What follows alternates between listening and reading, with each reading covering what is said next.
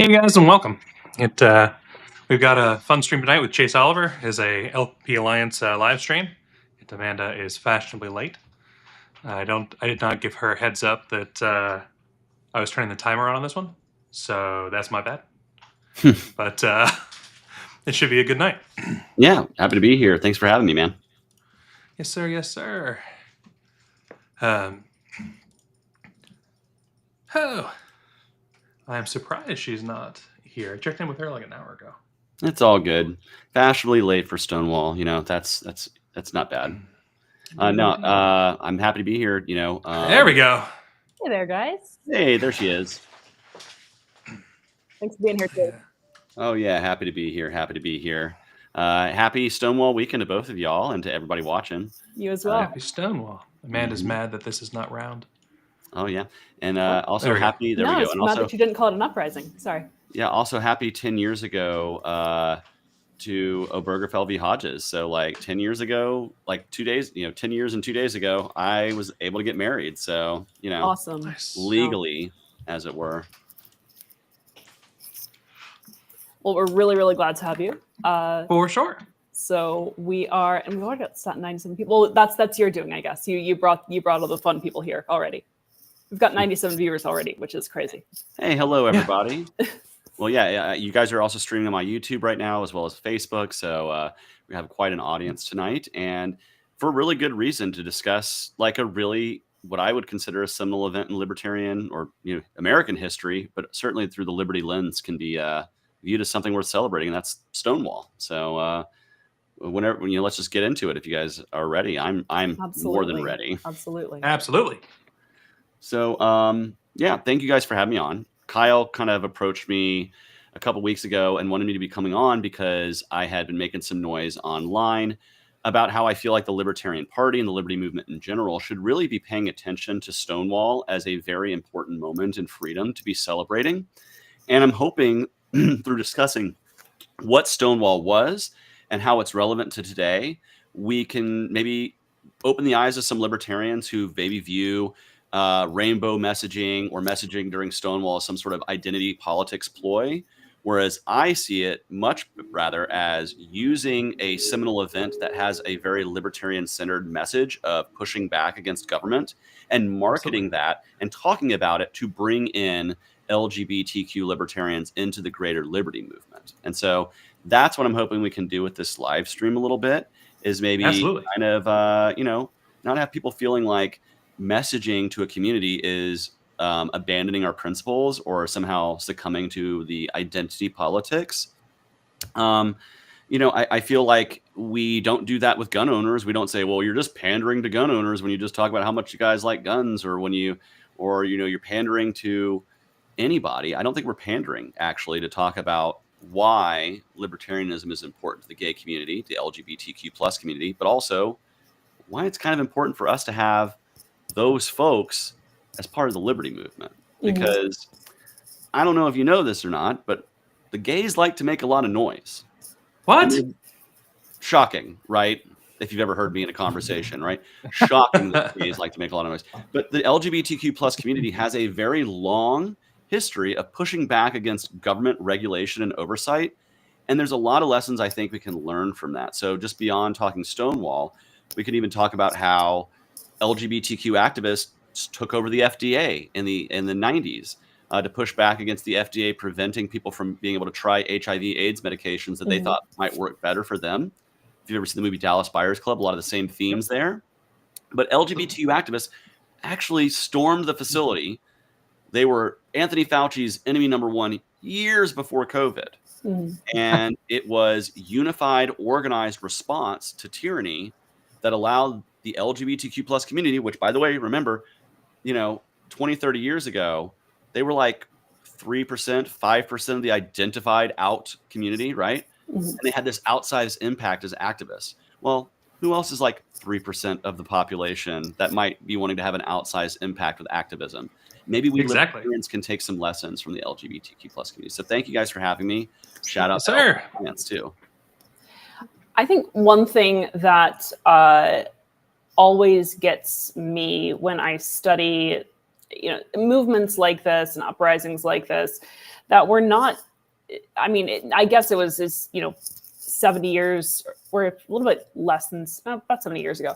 But that's not a very long time ago. And when you learn about the horrors to which various minorities were subjected, it's really, really nasty stuff. And the thing about Stonewall, I think, is it really does seem like a dam just breaking in terms of everything that the gay community was subjected to. But again, the thing that I marvel about is just the recency of it, and the fact that we don't have to look very far to look for examples of government being genuinely terrible to minorities. And to me, it's atrocious in a way that I don't really know how people justify it to themselves. But again, yeah, I think what's really important here, first, as we discuss Stonewall, is to remember that even prior to, it's 56 years since Stonewall, right? Mhm. So prior to that 56 years, there were people who were advocating for the rights of gays and lesbians, and also the right of gender expression. The Mattachine Society, the Daughters of Bilitis, these are groups that were around pre-Stonewall that were kind of doing the work of activism, but they were doing it in a way at the time was, well, we don't want to appear too outside of the norm. So when you protest, be wearing a suit. Ladies, be wearing a dress and makeup. Like, be identifying to the gender norms that people expect. And, they did try really hard, but it wasn't until Stonewall happened that the real, true, free expression part of the gay liberation movement happened. And I want to put people who are watching this into the mindset of what it was like to be gay during the time of Stonewall. So, like, best case scenario, you're living in a city like New York that has a very, very a gay community that's kind of in the shadows, but does have bars and communities and and places of communion where people can get together and meet other people like them. And this is because for most gay people who weren't living in a big city, they were living a very closeted life. They might be married, they might have a family, but deep down, knowing that they themselves are gay and having to push this part of their identity downward, which creates a lot of negative mental health aspects if you ever talk to people who were forced into the closet. But also the idea that if you came out publicly, you were very, very close to being it was very common to be subject to violence, even if you were in a major city. But certainly if you were outside of the major boroughs, right, outside of New York or LA or Chicago or one of the major big cities in the country, you were really, really subject, if you were openly gay, to being not just harassed, but hurt physically, murdered, having your property destroyed. It was not uncommon for people to kill the pets of gay people, like these kinds of things. So, like, these kinds of things that happened back then was a shock to a community. And so Stonewall, I think, was, as you say, a tipping point, because it was the first time when, in an organized way, there seemed to be a movement, not just in one city or another, but that kind of spark of Stonewall ignited a community across the country. And it really brought me to where I am. Whereas, if you guys don't realize, I'm the first LGBTQ person to be on the ballot all over the country. Take that, Pete Buttigieg. But no, I'm the first person in a general election who's gay or lesbian as openly is on the ballot all over the country. And that should be history making for the Libertarian Party, considering our first nominee was what was considered a confirmed bachelor back in the day, was not openly gay. But John Hospers was a gay man. That's how far we've come in 50 years, is the fact that, not only are we supporting people's liberty, but people can live openly. And that's a lesson to learn too. But I want to talk a little bit about the history of Stonewall, if I can. Yes, please. Are you guys familiar? A little familiar with it, but I don't know how familiar the audience is. My dad wasn't. He was in Vietnam, so he knew nothing about Stonewall. I had to tell him about Stonewall. So yeah. It was literally considered worse here than in a lot of the Eastern Bloc countries. And so, we're thinking of like Soviet dominance and the things there, the things we've been raised as Americans to think is the worst possible everything. and they were better to LGBT people than we were. I think a lot of Europe certainly was too, just in terms of cultural attitudes towards sex and sexuality. I still think much of our country is really backwards when it comes to terms of sex and sexuality versus things like violence. Like, we're much more inclined to talk and show violence to our kids on television than to even discuss things like, love or relationships. And certainly, like, there's way more violent movies that are like not like, kids go see very violent films, but God forbid there's a tit, right? Like that is a total kind of puritanical attitude, and Europe is very different. But it's like reversed in Europe, yeah. Yeah, and so exactly, it's very much the different in Europe. They're like boobs aplenty, but God forbid there's a gun in a film, and so it's just this weird cultural norm. But talking back to 1969 and to where we were at, so Stonewall was a gay bar in Greenwich Village. I actually just got to go there recently. It was awesome. It was kind of a transformative experience to be able to like be in Stonewall. I got to see a drag show. They were doing Disney songs, like a Disney karaoke thing. But to be like, oh wow, I'm getting to experience gay life in the bar where this all kind of happened. And Stonewall at the time in 1969 was a hole in the wall. It was kind of a shithole bar. It wasn't very glamorous, right? Right. It was a place that was like many of the gay bars at the time in New York City were owned by the mafia. They were run by organized crime. Why? Because organized crime didn't mind getting money from the gays. They didn't care where their money came from. They knew they could do things like water down drinks. And what are the gays going to do? Complain about it? Who are they going to go complain to? And so they found an easy customer, and they provided refuge. But they weren't like decorating the bars. They weren't, making it nice. It was just a crappy little place where people could gather together. But that was what was enough at the time. At the time, just being gay and getting to know other gay people or being, what at the time would be considered androgynous or transsexual was the term used back then. We use the term transgender today. Drag queen was just like the colloquial term for anybody who was, born, and identified as a male and then now wearing women's clothing. And so many times you'd hear terms like the drag queens were at the bar, but many times those were women who were living as trans women. We just didn't have the terminology for it. But that's where people came together, right? They, you came together, have your drinks, get to have a little bit of community, a little bit of security, a little bit of your own space, and they're carving out for themselves. And at the time, Stonewall and all the other bars would pay kickbacks to the police as to not be raided, because it was illegal to dance with people of the same sex at that time in New York City. It was illegal to be wearing more than 3 articles of clothing that were not considered to your gender. So if you were wearing, a skirt with a blouse and a lovely hat, a lady's hat, that's illegal if you're not in a play or some sort of performance, right? You can't just be walking down the street like that. Oh my God, this is America. We can't be having that. What are we, a free country? And so that was the attitude at the time. And so these mafia-owned bars would pay kickbacks to the police so as to not be raided, or at the very least, hey, here's when we're going to raid your bar. Make sure nobody's dancing with each other, And the owner of the Stonewall stopped paying those kickbacks. He was like, I'm not going to pay that anymore. I don't really feel the need. And so to teach him a lesson, NYPD scheduled an unannounced raid in June of 1969. And what happened is the police came into the bar, and they began rounding up and arresting patrons, people who were dancing with same-sex partners, people who were wearing clothing of the opposite gender. They were lining them up into a paddy wagon. And one brave soul, allegedly a lesbian named Stormy DeLaurier, I believe was her name, started shouting, "Why are you letting them do this to us? We have to fight back. Now's the time to fight back. If we don't fight back now, we'll be done." And it got people angry enough to say, hey, you're not arresting our friends. Get them out of there. You're not, and basically pushed back the police into the bar, where they then had to barricade themselves from this angry crowd.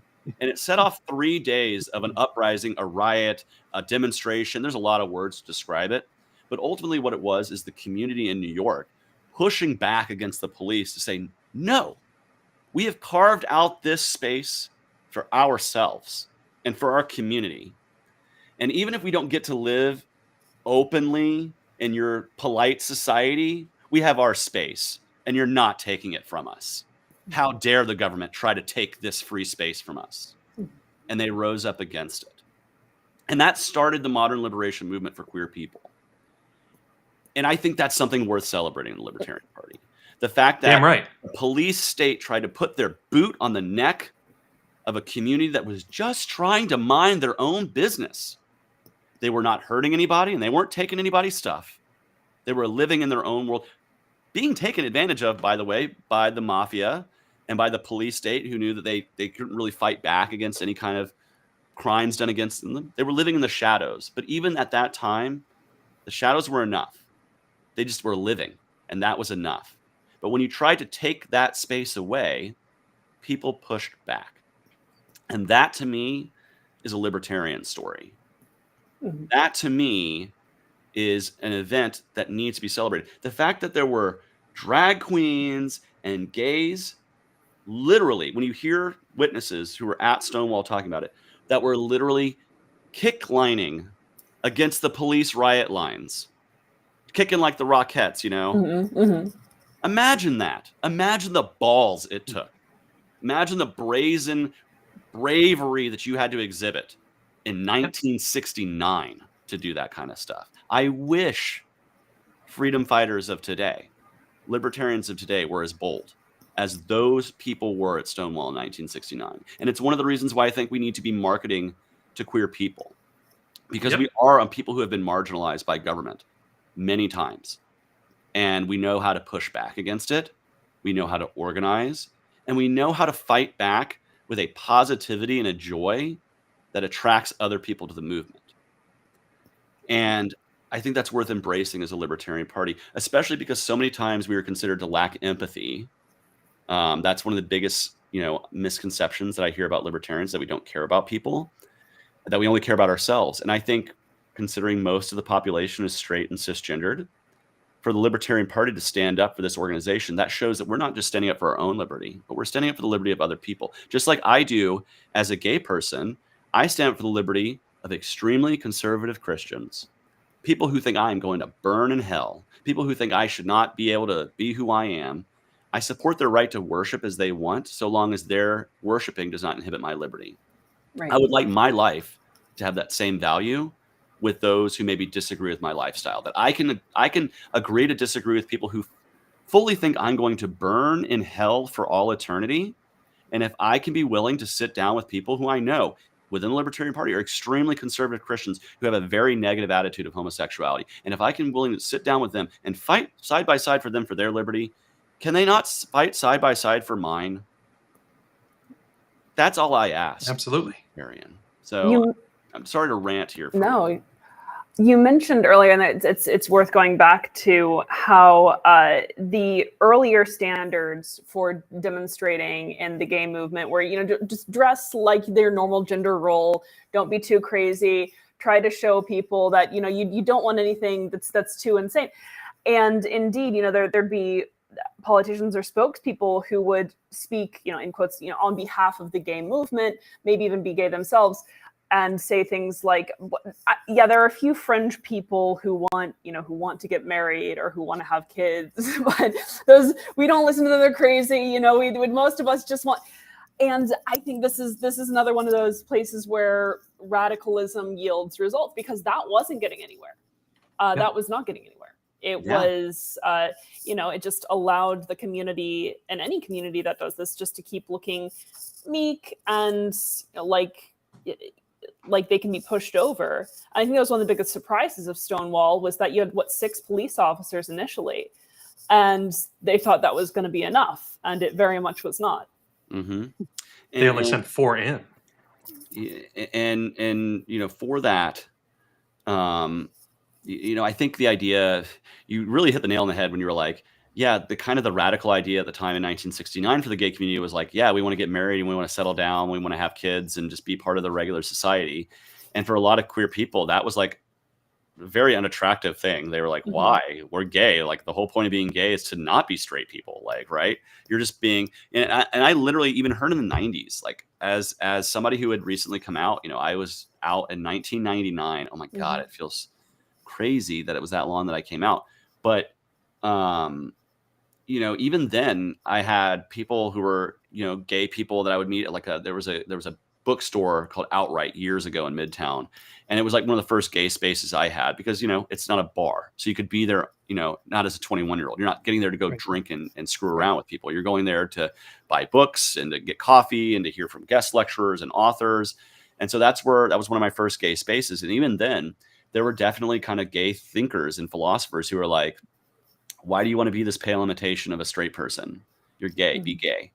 And that was a very constrictive thing. And even in the gay community, that was very constrictive, right? Like you had to be this or you had to be that.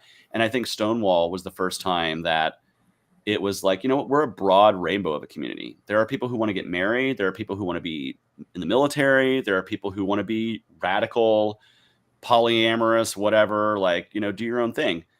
And I think, again, that's kind of a cool community. The fact that we're that broad spectrum of a rainbow speaks also to the fact that libertarianism is defending the liberty of all people in that broad spectrum of rainbow, from the most conservative people whose idea of sex is like only through marriage, only for procreation. That's the only reason for me to have any sexuality. Like that's the expression of sexuality that is in line with my faith, all the way to people who are like, hey man, I'm going to screw around with whoever I want to, so long as there's consent, everything's kosher, everything's copacetic.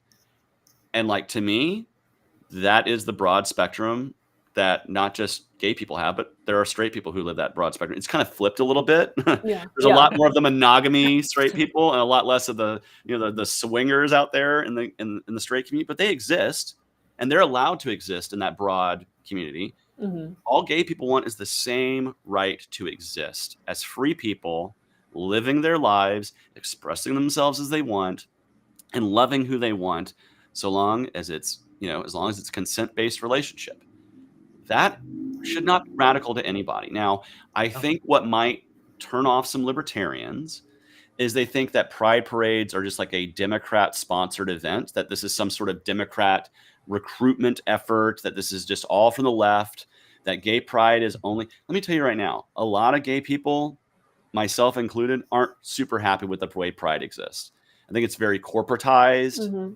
It's very much like pandering a lot, like, oh, great, here comes the Home Depot float. Here comes the Delta Airlines. Yeah. Like it's less of a celebration of a protest and now more of it's just a general parade, which kind of bugs me a little bit. But, every pride's different. But, I really like the fact that libertarians could really lead on this issue of liberation of sexuality, of liberation of yourself and your own gender expression. It's what made me a libertarian, was libertarians in Georgia in 2010, which sounds not that long ago, but if you think about it, before the right to be married, before Don't Ask, Don't Tell ended, before a lot of these things that we take for granted now, libertarians were at the Atlanta, Georgia Pride Festival in 2010. Yep. And so was their candidate for governor, John Mons. He was a great guy, and he was out there campaigning, and lo and behold, he's the first candidate for governor to ever march in the Atlanta Pride Parade. In the decades that they've been holding it, in 2010, it took till 2010. And then years later, Stacey Abrams got to do it. But libertarians were there first. Yep. And I'm proud of that. And I became a libertarian because I got introduced to those ideas in 2010. It was a little while before I fully identified and fleshed out. I was like, I'm a big L member of the Libertarian Party. But it was John Mons introducing himself to me saying, you're anti-war. That's great. So are we. We also believe you can love who you want to love and live as you want to live. We're not going to be, litmus testing your sexuality to be a member of this party like the Republicans would. And oh, by the way, I'm here campaigning. Where's the Democratic candidate for governor? You know where he was? Afraid to be at the Pride Parade because he was told by his advisors that rainbow flags in a picture would lose him votes in the suburbs. And so he shouldn't go. And he was too effing cowardly to do it. And so when I say who's really on your side, I think it's the people who've been with you for decades and decades. And it's why I encourage the Libertarian Party to embrace messaging to the LGBTQ community, because there's a whole lot of people who they don't want to vote Democrat. The only reason they vote Democrat is because that's the only party they see in their eyes that doesn't hate them. And they see the Republicans as hating them. Mm-hmm. Yeah. I agree with that comment right there. Civil disobedience is more patriotic than obedience. If there are laws that are unjust and immoral and wrong, it is much more patriotic to stand against those things than to say, well, that's just the law. I got to go with what the law goes. insert that into the idea of slavery, segregation, what have you, any kind of government oppression. Anytime you see those things, it's much better to be civilly disobedient. I mean, even when you get to like the way the Native American community is treated and the fact they had to push back at Standing Rock. So like, all that stuff, way better than just succumbing to the government and saying, that's good enough. Absolutely correct. It's something that I responded to the Republican Anarchy Caucus about earlier today. They were angry at the idea that the gays trademark are a group and have ignored individuality and individualism. And that, in my mind, can't be further from the truth. The entire idea is it's a libertarian fight. The entire idea is that all these people want to live their lives as they are, and they have banded together to fight a bigger machine. It is something of standing in solidarity. It's something that's, it's the same thing that LP Alliance is trying to do with people from across the board right now. Yeah, by the way, we don't say these same things to like when there's like the German Heritage Society and they have your annual dinner, right? Nobody's like, oh, how dare they separate themselves? They don't deserve liberty. Like, right? Just because we organize ourselves and we have festivals and we have, a rainbow flag. Well, like there's a lot of communities in this country that organize around things. There are hunting clubs, gun clubs. There are people who play squash, right? They have whole organizations, right? And they have flags and representation too, by the way. Mm-hmm. Organizations have logos on flags all the time. The rainbow flag, do I think it's like, I'll be personally, I'm a big fan of, if you can see behind me, the rainbow Gadsden. I'm a big fan of the classic 6-color bar flag. The progress flag gets a little busy to me, but you know what? I'm all for it. Like, I don't care. Like, it really doesn't matter to me. I think it's a little busy visually, but whatever. Like, the original meaning of the pride flag wasn't even about like sex. Part of it was, but it was about like sunlight and magic and spirituality and love, and like all the different colors represented something different. And hot pink used to be on the flag too. I'm actively pro putting the hot pink stripe back on the pride flag myself. I have the pin on. Well, I have the pin in my hand at the moment. But the business that I've helped with and co-owned for years and years puts out a pride pin every year. Nice. And since Strea's art is all about dragons, they're always dragon-based pride pins. And we're to the point where the designer of the Progress Pride flag gets one every year. Mm-hmm. They're excited about it. It's there is not some weekly get together for everyone who's LGBTQ to say, all right, this is what we're all going to do and think this next week, or on high. It's people coming together to fight for their rights. Mm-hmm. It's to me it's just an absolutely gorgeous thing. It's very beautiful. We're such a broad community of people, and I'm somebody that for all the talk that I got that I was some sort of radical like gay race communist or whatever, I'm actually pretty more on the I'm a monogamist. I go to church every week. I'm pretty I'm pretty plain Jane when it comes to that stuff. I'm not some sort of radical folks out there. There certainly are, and you know what? God bless those folks. Like, they're living their life, they're living their dream, and I think there's enough liberty in the world to afford both of those kinds of lifestyles. I really hate that term. Ways of life to be expressed, and so this idea that we're a monolithic gay community could not be further from the truth. Just if you just want to look at like how we self-divide ourselves. If you think the gay community is a monolithic community, go to a gathering of LGBTQ people, and you will very quickly get the notion that we fight internally just as much as libertarians do. Let's be real. Yeah. Right. We have our own identified corners, our caucuses, if you will. Right. It's true. Like, I'll give you a great example, because this week is the 20th anniversary of Brokeback Mountain. Mm-hmm. I went to the Atlanta premiere 20 years ago, and there was a lesbian section. Like, they had moved themselves. They're like, gosh, we don't want to be around these guys. We're going to go sit here in the back and like have our own row. This is the lesbian section. And so like, nobody forced that upon anybody. It was just like, we're going to move ourselves over here. And so even within the gay community, there is, nobody's just like each other. Now there are some, there's some, I would say, like, cultural norms and mores as any community has, right? Like that's any community, sociologically speaking, but we're not unique in that effect, right? Like, Right. and so for me, this idea that we can't be promoting to them because that's some sort of identitarian thing. It's like, well, we don't say that same. You know what? We shouldn't. And if we do say the same thing about maybe speaking to the Black community or the Latino community or the Bitcoin community or the Christian community or the Jewish community or the atheist community or the female community or the male community, like, there's lots of ways to market to different communities. And you know what? Most people intersect with several of those things. I'm not just gay. I'm also a Christian. I'm also a man. I'm also a Southerner. I'm also a libertarian. I'm also an uncle. I'm also, I'm also an office worker. Like, I have a million different identifying labels to me. Right. And it's worth, if you want to be a successful political movement, to try to market to as many of those folks as you can. Right. Oh yeah, I was there at the Libertarian Pride Parade in Houston last year, Chris. It's an amazing event. It was awesome. Yeah. Also, not for nothing, the hottest I've ever been in any city was in Houston during Pride. It was 154 degrees and muggy, like extremely humid. And like, I'm from Georgia, y'all. Like, I can handle humidity.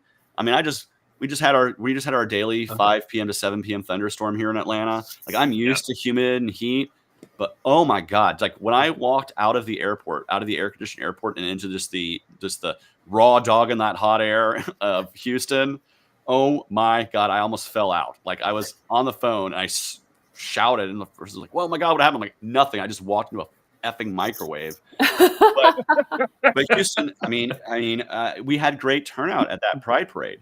When we're visible, I tell you, every time I have tabled at a Pride Parade, I did it at Phoenix. Shout out Rebecca Massey, who was there with me in Arizona doing that. And, I did a lot of different Pride events. And I'll speak to the fact that I didn't just do Pride events in a moment, but I did a lot of them. Why? Because being an LGBTQ candidate, it's easy to market.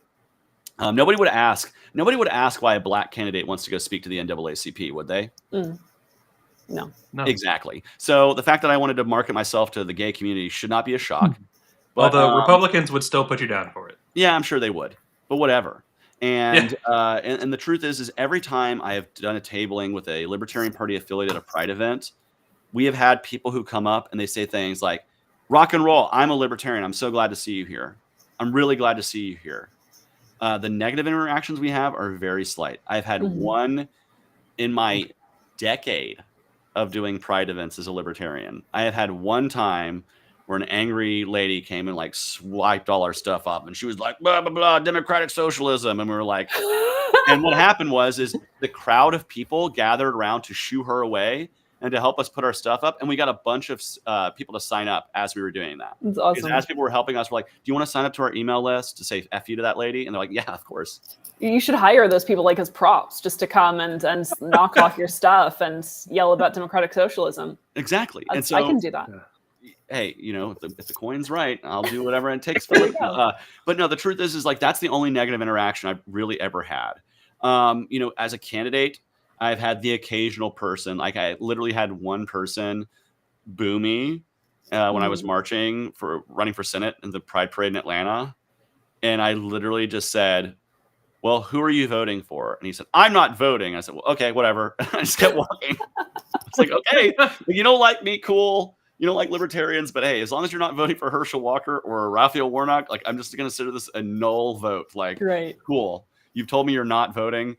You weren't going to vote for me anyways. Cool. I'm not even going to fight that. If they were like, "Oh, I'm voting for Warnock," I'd be like, "Well, here's my card. Let's talk."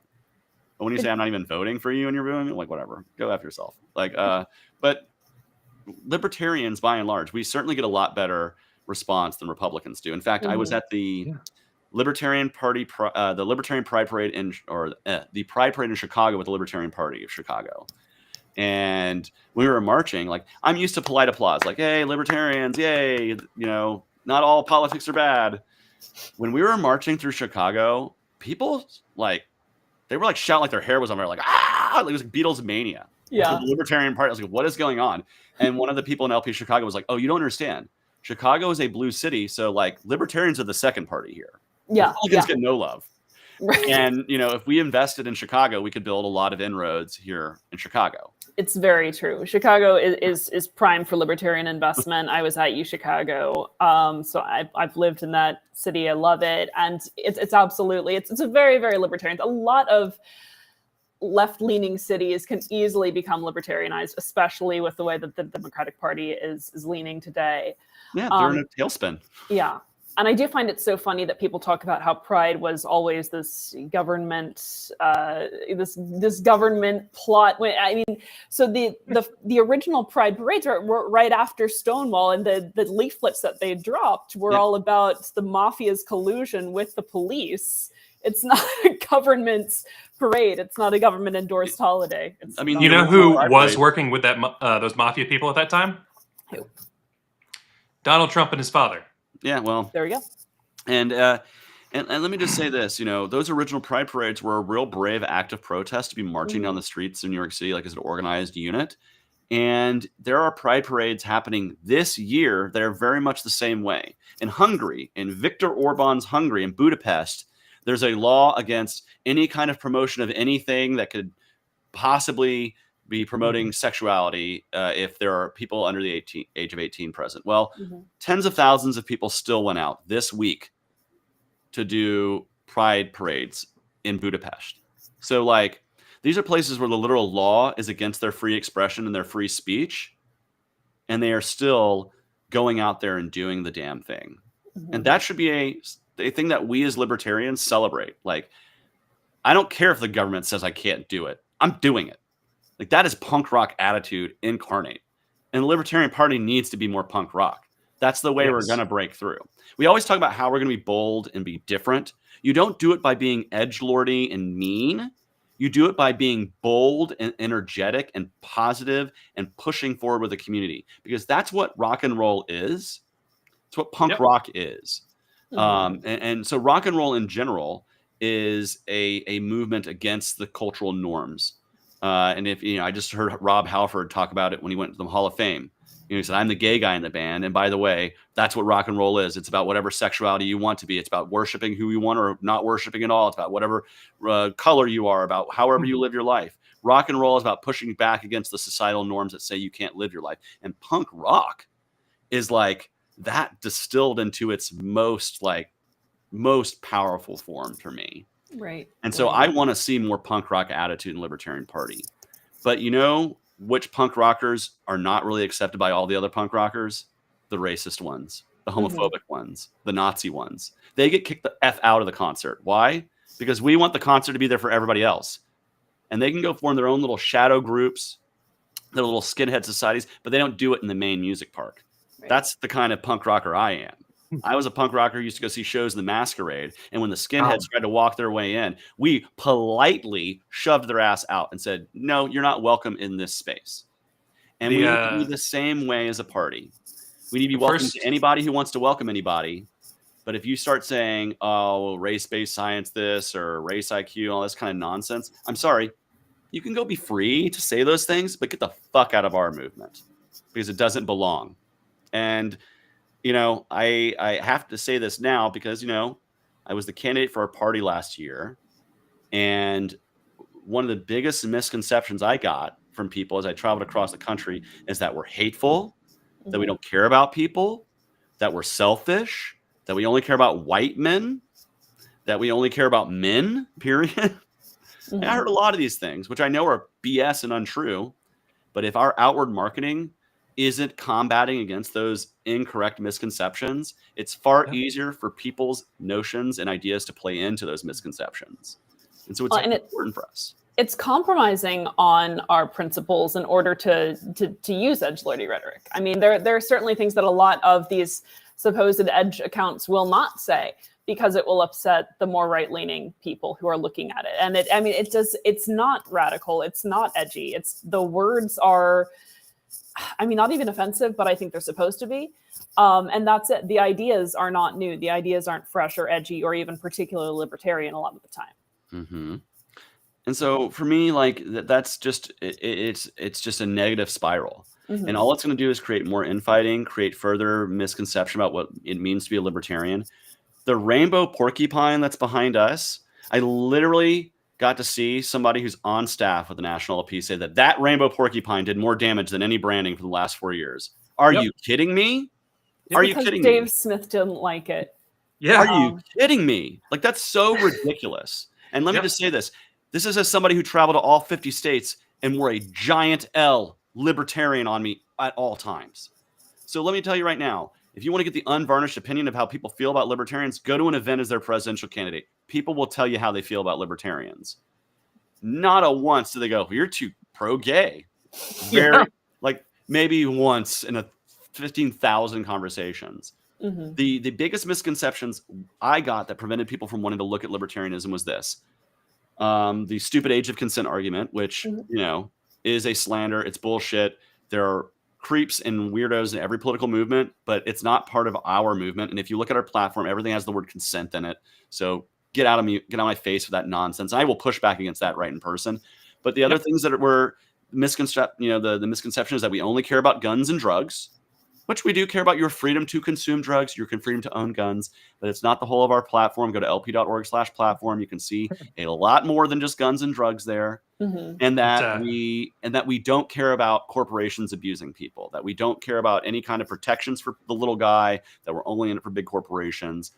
And I did a really recent live stream of going over misconceptions about libertarians, and that was one of the big ones. Mm-hmm. But never have I heard, well, the Libertarian Party is just way too gay. I can't join that. Really? And if that is the case, if you can't stand in solidarity with people, screw that noise. I've never been like, I don't think the Libertarian Party is too gay or too straight or too Christian or too atheist or too black or too white or too male or too female. I think what we need to do is we need to be able to market ourselves to every segment of society with the message that your liberty matters to us. Yep. Your liberty matters to us. Your individual liberty that is being denied on the basis of X, Y, or Z matters to us, and we want to market to you. That is not playing identity politics. That is trying to remove the identity from politics, because so much of the regulation that pushes back against people, like gay marriage, was literally government regulation preventing people from wanting to get married. And yes, before somebody says, well, philosophically, libertarians don't want any marriage from the government. Yes, that's true. That is the philosophical utopia that I wish to fight for. But the first way to get there is to deregulate marriage as much as possible and let it to be open as to as many people as possible. And then make the argument that, you know what? We don't need government-issued marriage licenses. We could have private organizations that issue a marriage certificate and does all the legal rigmaroles that you need to basically contract the two of you together. In utopia, yes. Mm-hmm. But right now, just let whoever wants to get married. Right. And let's not freak out about it.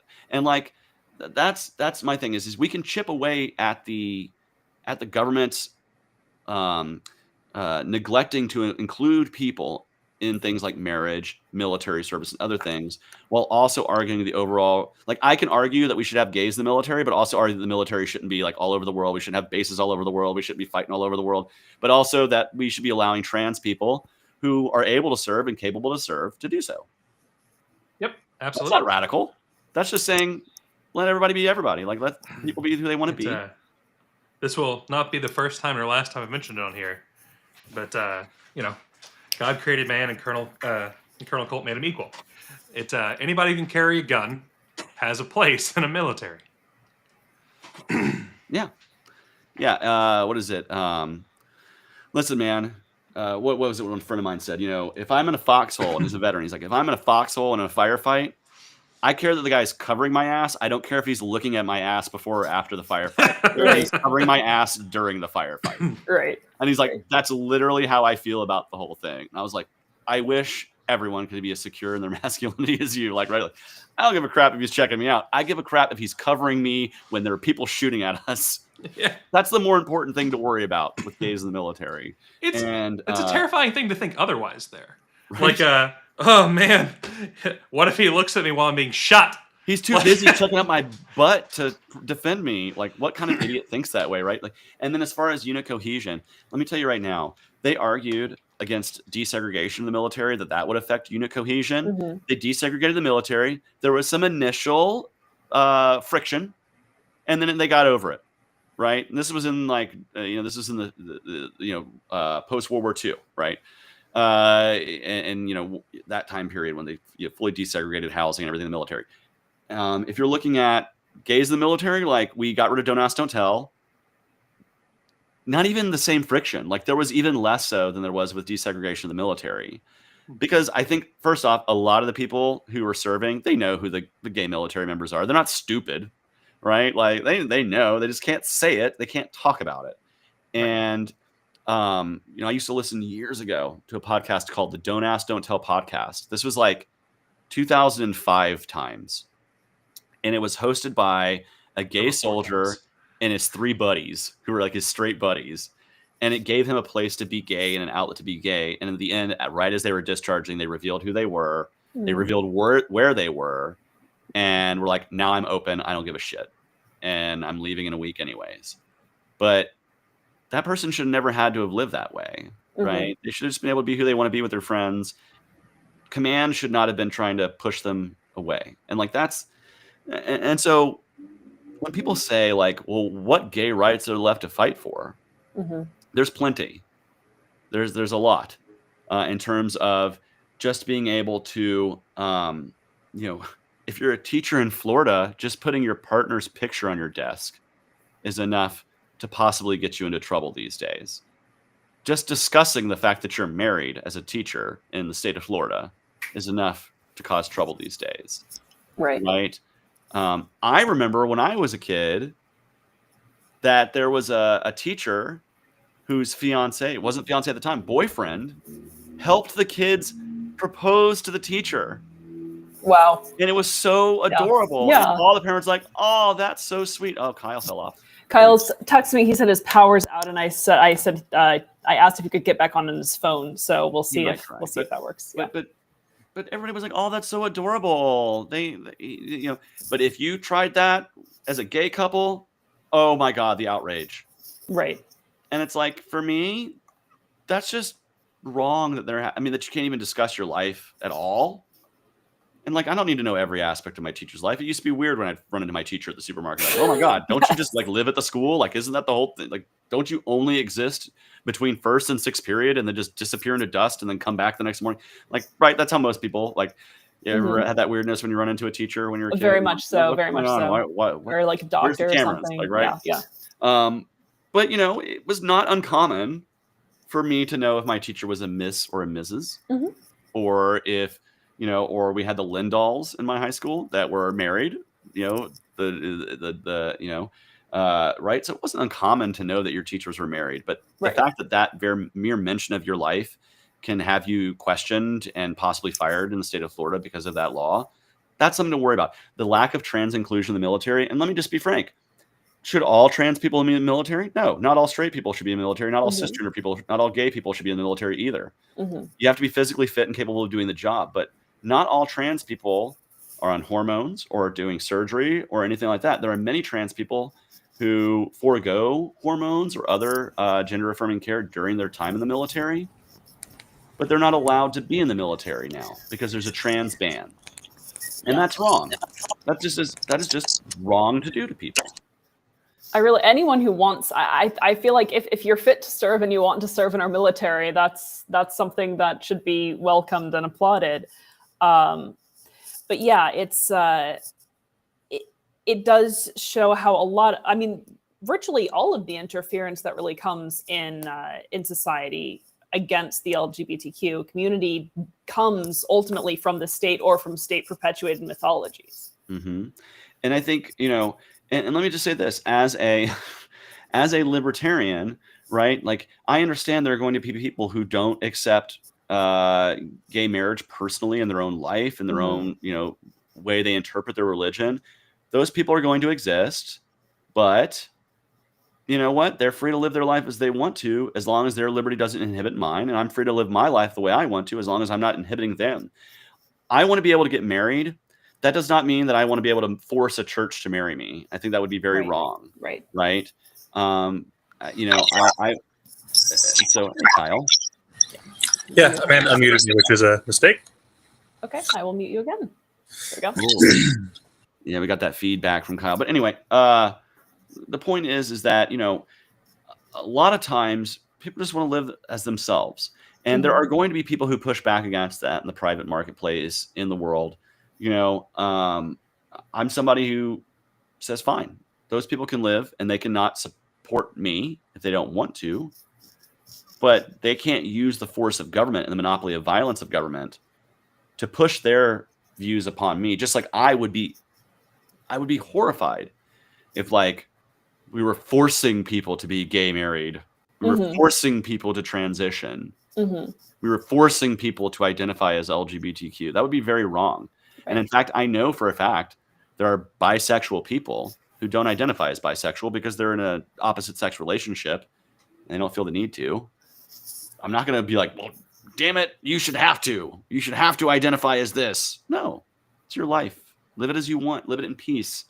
But the lesson of Stonewall is that we should look at moments in history when communities have had the boot of government put upon their neck.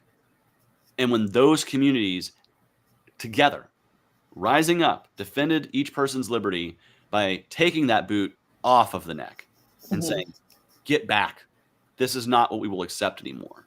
Right. That's something that should be celebrated, whether it is Stonewall, whether it is whether it is a celebration of the end of slavery like Juneteenth, that is a celebration of liberty. Whether it's July 4th, which is us removing us from a yoke of a government that did not have any representation to now an imperfectly terrible government that has plenty of representation, however flawed it may be and corrupt and controlled. But, we celebrate Independence Day because we identify with the ideas that all people are created equal, that life, liberty, and the pursuit of happiness is something worth fighting for. And so even if it's imperfect, we still celebrate and fight for it. And so even if Stonewall is not perfect in your eyes, it's still a celebration of liberty worth celebrating, worth fighting for. Same with Juneteenth. Oh, why do they do it in June and not December? Didn't you know December, blah, blah, blah? Whatever. They picked a day, and that's the day to celebrate ending slavery in this country. Rock on. Right. And last little thing I'll say, because we're kind of getting towards the top of the hour that I really want to push back on is, why do you have a gay pride month? Why don't we have a straight pride month? Well, it's never really been outside of the cultural norm to be straight. Straight people have never had to fight for their liberty to marry, to exist in public, to have children, to express themselves as they see fit. If that were ever the case, I'd be celebrating straight pride month. Right. But it's just not the case. And so this month, to commemorate the fact that we are struggling to fight for liberty, is not something that should be like, well, why don't we have a straight pride month? By the way, they tried a straight pride thing in Boise, Idaho. Big, bar, rented out the whole park. They had vendors and everything. Less than 500 people showed up in Boise, Idaho, which is one of the reddest states in the country. Right. Where there was a bigger crowd? The drag show down the street. And so what I'm telling you is hatred and reactionary hatred. Oh, I don't like the gay pride, so I'm going to have a straight pride. Doesn't work. It just doesn't work. You can have a philosophical argument, but to just be like, man, they have rainbows, so I'm going to have my own rainbow flag, and I'm going to have my own straight pride month. That is just so reductive and childish. Do something better with your life. And in fact, most people do, because those straight pride parade celebrations never have anybody go to them, because most straight people are just busy living their straight lives and not worrying about what their gay neighbors are doing. Right. And I like Pride Month. It's fun. There are parades. People are happy. People wear, usually where I am, people wear crazy clothes, but yeah, Pride Month is fun. And, this is what solidarity is about. Is that caring about the individual means that you care about all individuals, that you care about individual rights for everyone. And all of the individual. Yes, exactly. Every part of their identity, which again, I am not just a gay man. I am a gay man who is a Christian, who's a cisgender male, who is a Georgian, a Southerner, an uncle. Like, there's a million different labels I could put on me. And to fight for my liberty means you're fighting for all of my liberty. Just like my fighting for your liberty, Amanda, means I'm fighting for all of your liberty. The parts I identify with and the parts I don't. That's the same for Kyle. I fight for Kyle's liberty, not just for the parts of his life that I agree with or that I identify with, but in fact, much more as a libertarian for the things that I don't have to agree with and don't live for, because I believe that there should be room for that diversity in the world, and that's part of the free market. That's right in line with the free markets of economics, like having diversity of choice, not just and the fact that each and every person is their own composite of an individual made up of many different labels, many different identifying factors. And by the way, libertarians, you do this too. I'm a minarchist, Hoppian, post-radicalist, whatever. They come up with so many labels for themselves, right? We do this all the time. And yet we're not like, well, how we can't fight for that person because they're this or that. Well, that's just one part of them.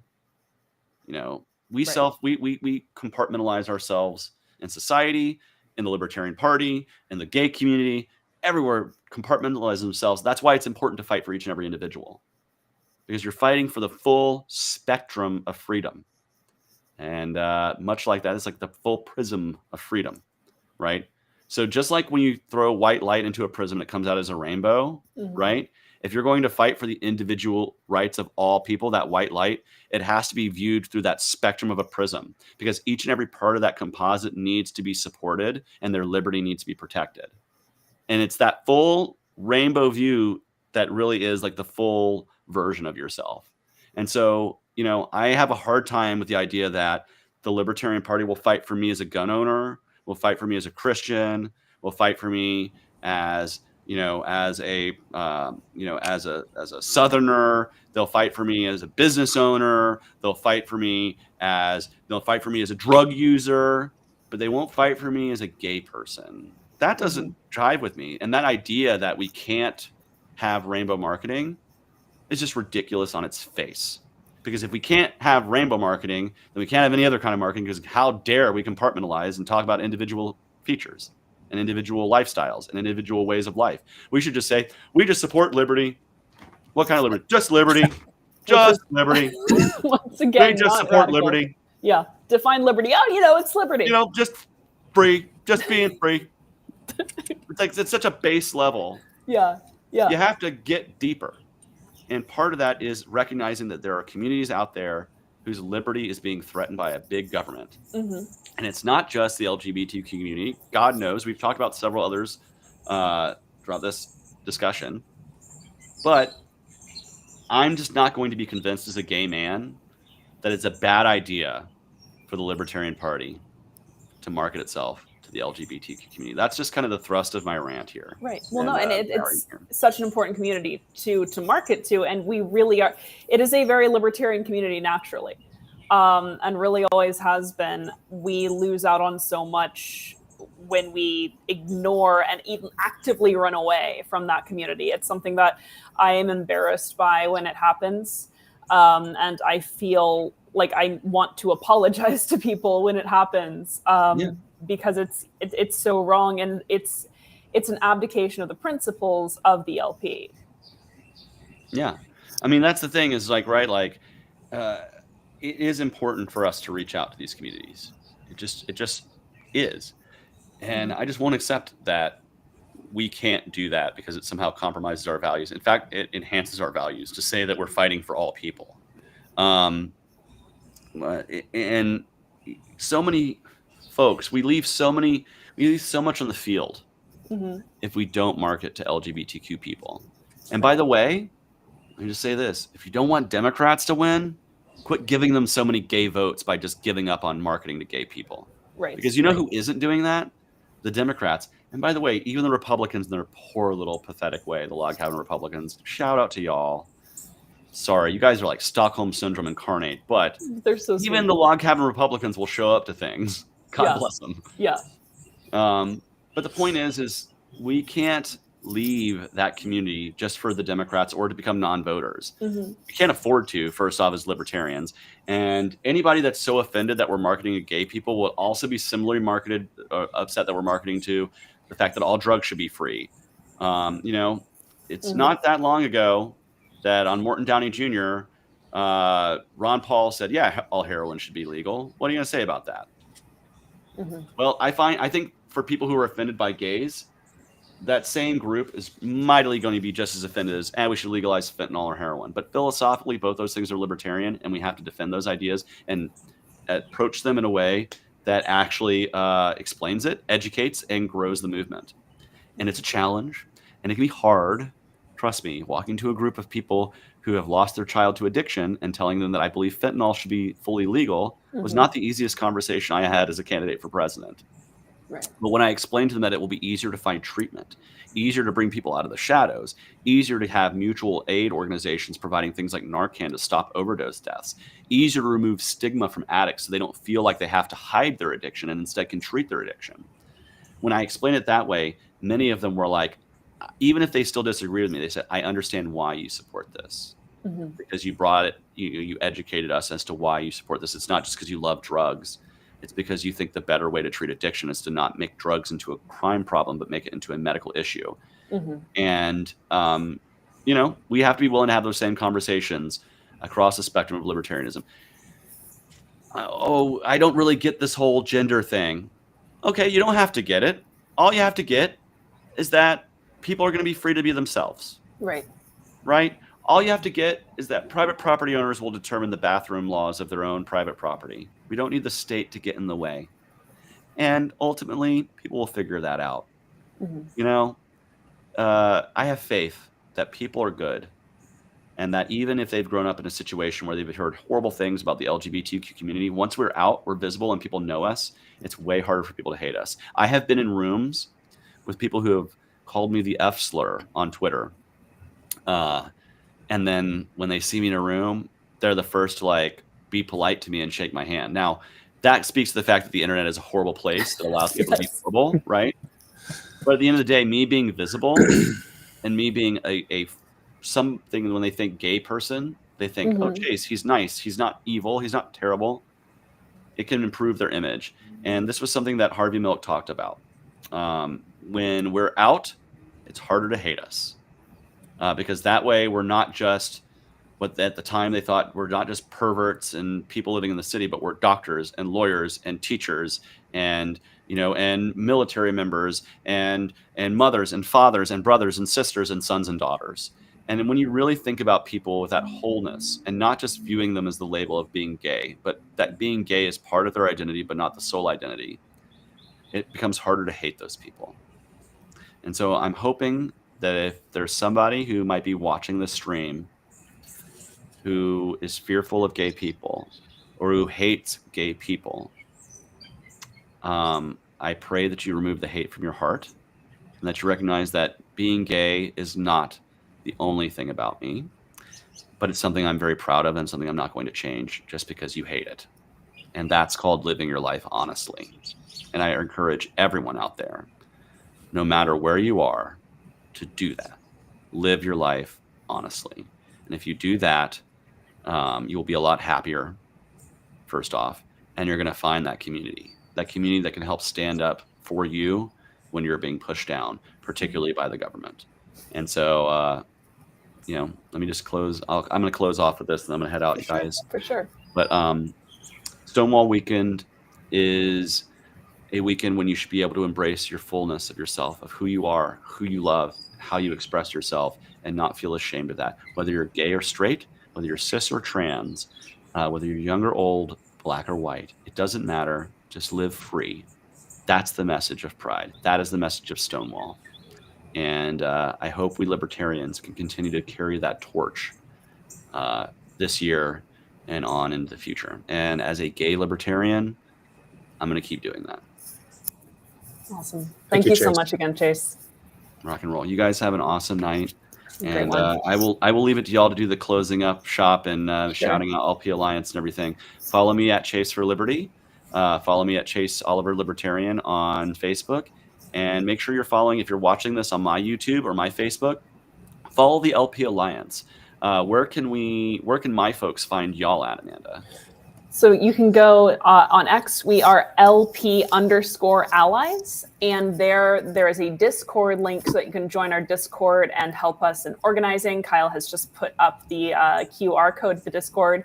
You can also go to lp-alliance.com which is our website, and that's where you can find us. We're also obviously on YouTube. Search for LP Alliance.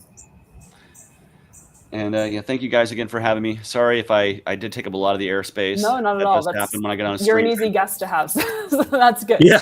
So Again, yes, peace, love, and liberty to all of you and all you know. you too. Have a good night. Chase. Well, you're here. Sort of. I have no idea if I can be heard. I can hear you. I could also hear All right. the birds. They were nice. It's this area is very nice. It's just not apparently good at keeping power up right now. Yeah, Chase's Wi-Fi is better because Kyle helped fix it. He can't fix his own. He can't have his own power in his house, but he did It's fix true. Chase's See, Wi-Fi. the problem is I live with a woman, and every man knows if you live with a woman, you have no power. It's true. Yeah, get Chase on. It's getting dark for you. Did you want to give an update on Colorado or not? Yeah, why not? Okay, so Colorado happened, everyone, today. I know some of you saw Colorado existed as a state. It was really impressive. Colorado Sorry, existed. There was a Colorado convention. It was overtaken by the membership because the chair did not want to hold the convention. The items on which members cannot vote at an probably noticed convention are officers. So other items were still able to be decided. There will be another convention scheduled, provided there is 15 days notice for the election of officers. And I believe, Kyle, you can correct me, that it's the members who are going to schedule that convention because they were the ones present at the convention. Correct. And Okay. If anyone goes to the LP Colorado X right now, you can literally see where Hannah Goodman and Jim Wiley hoped that they would show up to this so that they could trap them. And with Jim even going as far as to say, "Thank you for taking the bait." Mm-hmm. The thing that's funny here is when you try to use a mousetrap on a human being, the human being just takes the cheese without triggering the trap. So the only part of the trap that would actually matter is if they had attempted to elect officers, and they did no such thing. They instead have the convention to be continued to another date, and the convention chair gets to basically choose that date, not by himself, but and so they've gone that route. They'll be able to give 15 days notice, at which point it'll be properly noticed, because it'll be in a newspaper, just like we begged Hannah and Jim to do, just like they knew to do, in fact, now that we've gotten people who have directly spoken with Hannah, and Hannah directly stated that she was happy that they had some reason to get out of this one, that their parliamentarian had found them a way around this, so that they didn't get horribly destroyed today. As a So number they can get horribly destroyed later. Yep. They're hoping to work with Angela to get a whole bunch of people in and have a convention on a day in a place that's hard to get to, so that they can bring in all of their people and attempt to steal Colorado once again. That's the kind of people that are angry about the convention today, and thereby, fuck them. Wonderful. Hell yeah. Anything else to discuss? You were the light is, maybe the light isn't fading. Maybe it's just that. Maybe I'm fading. Maybe you're fading. This is just what I look like now. You're just like a blur of pixels? Yeah. Huh. Yep. Interesting. I'm transcending to being the one true libertarian. I see. It's with my 480p camera at the moment. Yeah, it's a really great camera. You No, I always had to tease crank me it about down. my technology. I had to crank it down because the towers are going down too, and so It's dangerous. I had a poor connection. You guys were breaking up, and I was like, "I'll bet I'm breaking up." Mm-hmm. So I went ahead and cranked my camera quality down. You made like a great O face and just froze. It's great. It was amazing. Your eyes were closed and you kind of Yeah, it was beautiful, and you'll see it on the replay. Nice. But that's all I've got for now because I don't have an option of having a whole lot more. So. All right, No Kings. We have language for you to share with your affiliates. We have resolution copy for you to share with affiliates. If you would like for your affiliates to pass a resolution endorsing No Kings participation, we have language for signage that you can find. You can find it on X, although it might be a little bit buried right now. We have it in our Discord, yes. And if you go to our Discord and go to demonstrations, then that is in the strategist section. I might move it out of there. Then you will see all of that, and we will continue to post language. Again, good way to do this is via not just signs, but water bottles and fans as well. So once again, we are telling people what No Kings means. We are telling people that the Libertarian Party is the only party of No Kings. And we are letting them know that it means free immigration, which means, again, we need to make concrete demands here. So free immigration, end mass deportations, defund ICE. Just wars. Repeal the War Powers Act, abolish the imperial presidency, and end offensive wars. Independent commerce, repeal all tariffs and corporate subsidies, and destroy agricultural and medical cartels. Worker empowerment or worker self-ownership, whatever floats your boat. End big corporate and union monopolies, repeal anti-democratic blocking charges against workers seeking alternative modes of organizing. Due process, abolish all laws against victimless crimes, civil liberties, end qualified immunity, and the use of military force against civilians. That is what we are telling the world that No Kings means all across the country. And yes, we want Trump out. Yes, we want to impeach Trump. If you want to put impeach Trump on a sign, more power to you. So thank you all so much. And we will keep on. We'll see you on Tuesday. Some people will see you on Tuesday to speak with Ben Weir. Until then, have a wonderful evening. All right.